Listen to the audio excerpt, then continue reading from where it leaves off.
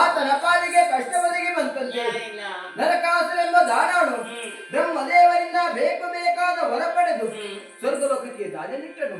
ಅವರನ್ನೆಲ್ಲ ಸೋಲಿಸಿ ಸುರಗತಿಗೆ ನೇರಿದನು. ಅಷ್ಟು ಮಾತ್ರವಲ್ಲ, ಅಲ್ಲಿದ್ದ ಸುವಸ್ತುಗಳು ಕಟ್ಟಿಕೊಂಡು ರಾಜವತಿ ಪಟ್ಟಣಕ್ಕೆ ಹೋಗಿದ್ದೇನೆ. ದೇವನ ಧೈರ್ಯದ ಮಾತನ್ನು ಕೊಟ್ಟಿದ್ದೇನೆ. ಆ ನರಕಾಸುರನ ಕೊಂದು ಆತನಿಂದ ಸುವಸ್ತುಗಳು ಮತ್ತೆ ನಾನು ಸ್ವರ್ಗಲೋಕಕ್ಕೆ ಹೊರಟವ. ಹೌದು. ಪಾರಿಜಾತ ವೃಕ್ಷವು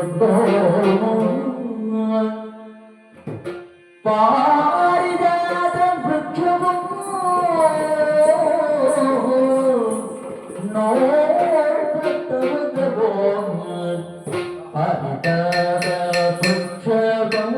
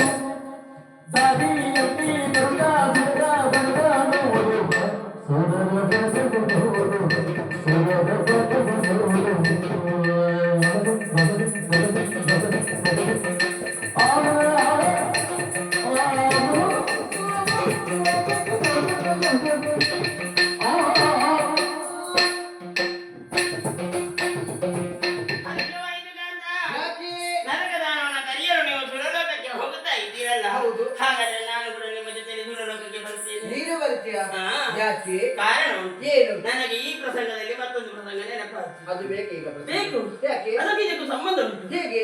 ಈ ಹಿಂದೆ ನನಗೊಂದು ಮಾತನ್ನು ಕೊಟ್ಟಿದ್ದೀನಿ. ಏನು? ಸುರಲೋಕದಲ್ಲಿ ಬಂದ ಪಾರಿಜಾತ ವೃಕ್ಷವನ್ನು ನಿನಗೆ ಕಾಣಿಸ್ತೇನೆ ಎಂಬುದನ್ನು. ಅದಕ್ಕಾಗಿ ಇಂದಿನ ದಿನ ಸುದಿನ, ನಾಳೆಗೆ ಎಂದರೆ ಅದು ಕಠಿಣ. ಆದ್ದರಿಂದ ಇಂದು ನಿಮ್ಮ ಜೊತೆ ನಾನು ಬರುವುದೇ. ಬಾಮ, ಅಂದೆ ಹೇಳಿದ ಮಾತನೇ ಹಿಂದೆ ತನಕ ನೆನಪಲ್ಲ. ಹೆಂಡತಿಗೆ ಮಾತುಗಳು ಸ್ವಲ್ಪ ಯೋಚನೆ ಮಾಡ್ಬೇಕು ಸ್ವಾಮಿ. ಅದೇ ನನಗೆ ಈಗ ಕಷ್ಟ ಆಗಿದೆ. ಅವಸರದಲ್ಲಿ ನಾನು ಹೊರಡುವುದನ್ನು ತಡೆ ನಿಲ್ಲಿಸುತ್ತಿದ್ದೀನಿ.